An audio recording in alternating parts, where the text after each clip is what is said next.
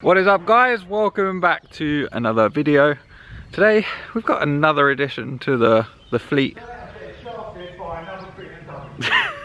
You probably couldn't hear that.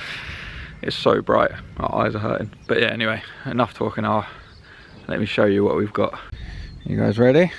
I mean, it's nothing special, but got ourselves a little X5 3-litre diesel, mate. 3-litre diesel.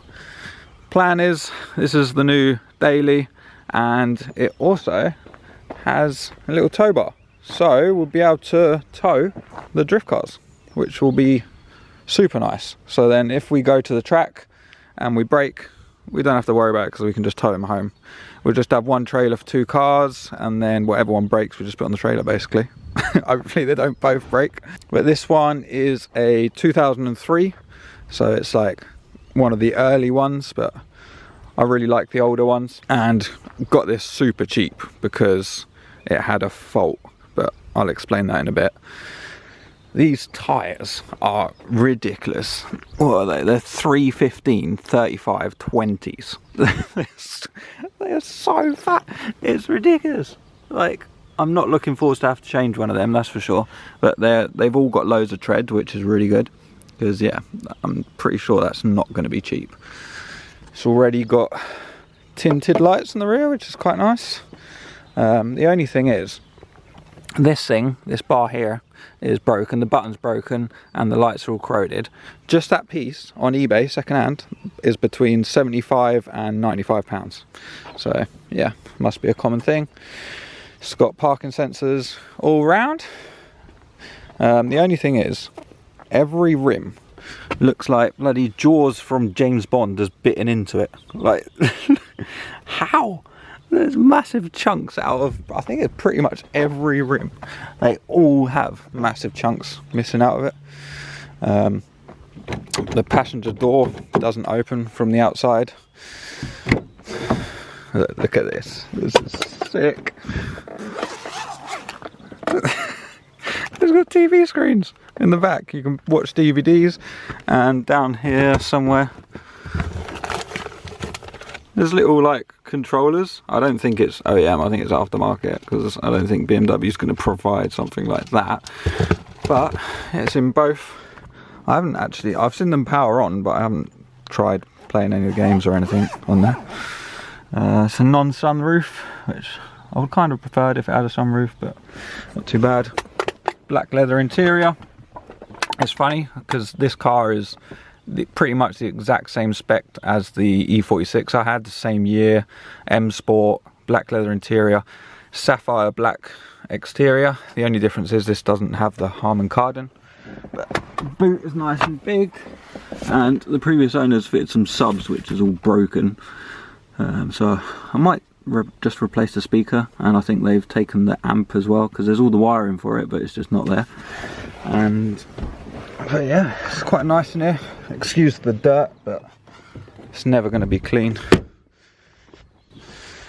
Also, when I got the car, I put the window down and then it wouldn't go back up. It sort of got jammed, so I took the door card off, and then I forgot to, oops, well, I didn't do that last time, but I forgot to connect the actual mechanism back up, so I need to do that again. But I hate working on doors. If any of you have worked on doors, it is an absolute pain.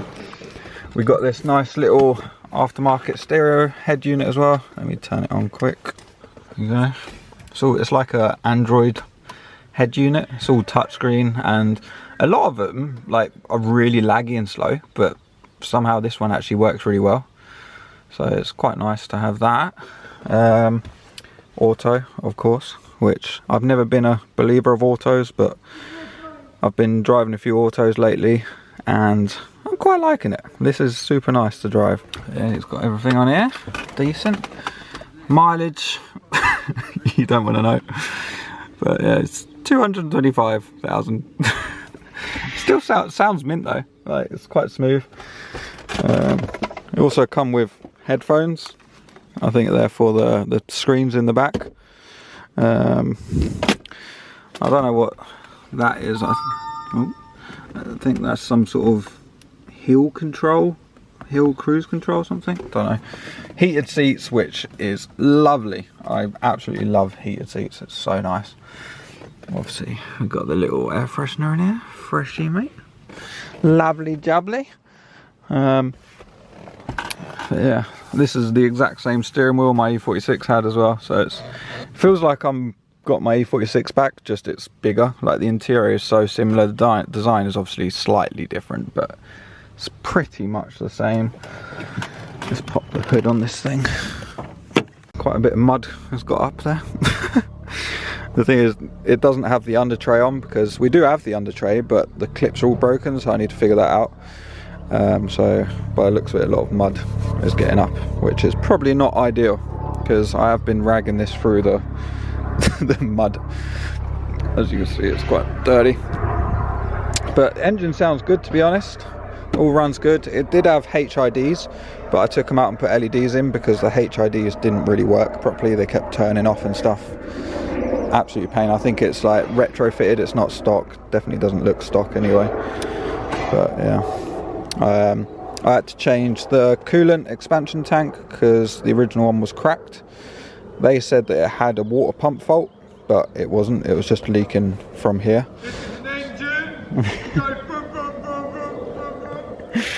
So that was a cheap fix. Obviously you've done a full service on it, new filter, oil filter, everything. But yeah, she's nice. She absolutely pulls like a train. I wouldn't say it was fast, because once you're over like 50 or 40 or so, then it sort of doesn't pull that much, but from 0 to 40-ish, it's fast. Like, it feels like it's popping a wheelie. I think these have air suspension on the rear as well. It's definitely coil on the front, but air on the rear. I noticed as well it's got new calipers on the front, which is quite nice. Some big boys there. But yeah, nice little whip, mate. I thought I'd do a little video showing you guys the new daily and slash tow truck thing.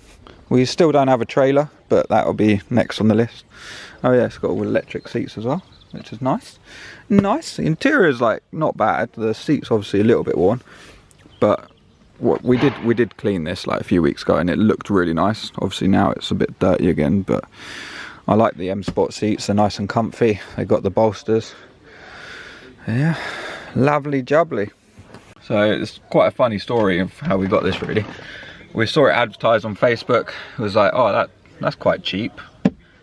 So we arranged to go look at it. On the way there, the guy was like, I can't start the car. And we were like, all right. So we got there, tried everything, tried the scanner, everything. It just wouldn't start. It just kept saying low fuel pressure, blah, blah. We thought it was to do with the immobilizer because the battery on the key is a bit iffy. It does work, but not every, like, it's very intermittent. So I just assumed it was immobilizer. So I was like, it'll be all right. I'd buy it anyway. So we bought it, got it delivered to our workshop. And I spent, I don't know, about 4 or 5 hours trying to investigate what was going on. Turns out it wasn't the immobilizer, so then I started looking at the fuel pumps, and then I opened the fuel tank, took the fuel pump out, and there was no diesel in the car. The gauge was saying that it had half a tank, but I think where it had been sat for a while, it got stuck, so the tank was completely dry. I put diesel in it, started straight up. So we actually got it like 400 quid cheaper or something because of that. So we got this for an absolute bargain, like cheap, very cheap, like pretty much just over scrap value, I'd imagine. So banging little deal, turned out pretty good. When we first start the car up on idle, it's kind of a bit rough when it's cold, and then as soon as it warms up a little bit, then it's like smooth as hell. So I need to look into what that could be, but other than that, it's lovely.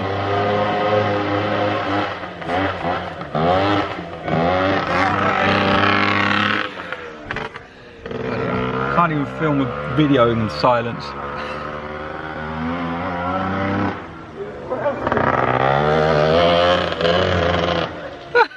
Also, the dash, I don't know if you probably can't see, no, it's not enough light, but where it says all the miles and everything, the pixels don't really work very well.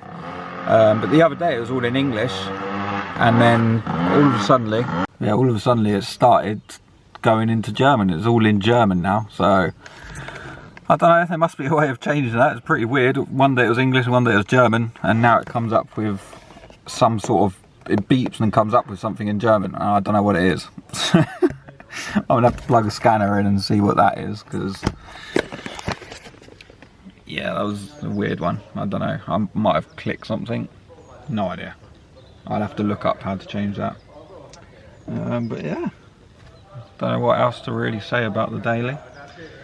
It's nothing special, but ever since I was a kid I've liked these X5s. I think they look insane from the rear with the massive wheels, and we wanted a tow truck after the incident we had when we went to Pod, where we had to get recovered, and that was like 450 quid.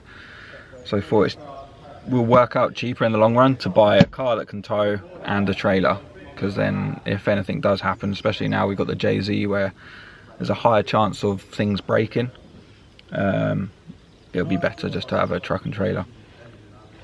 And this should be quite good on fuel, because the C-Max I've got at the moment is terrible on fuel. I don't know what's wrong with it, but you can do 20 quid in a day if you do like literally a couple runs around town and stuff. With this I put 20 quid in and it lasts me a few days of doing quite a lot of miles, so hopefully on a long run should be really good on MPG. If I could see how much MPG we were doing would be nice. I might try and fix that little LED display, but yeah. Let me know if there's anything you want me to film about any of the cars, updates on the Missile, or I don't know, anything. Whatever you want, just let me know and I'll see if I can film it. That's probably it for today. Hope you enjoyed the little daily update. Next week I've fixed a bunch of little things on the JZ. Well, not fixed, I've just added the IT sensors and a bunch of other bits and bobs, so stay tuned for that.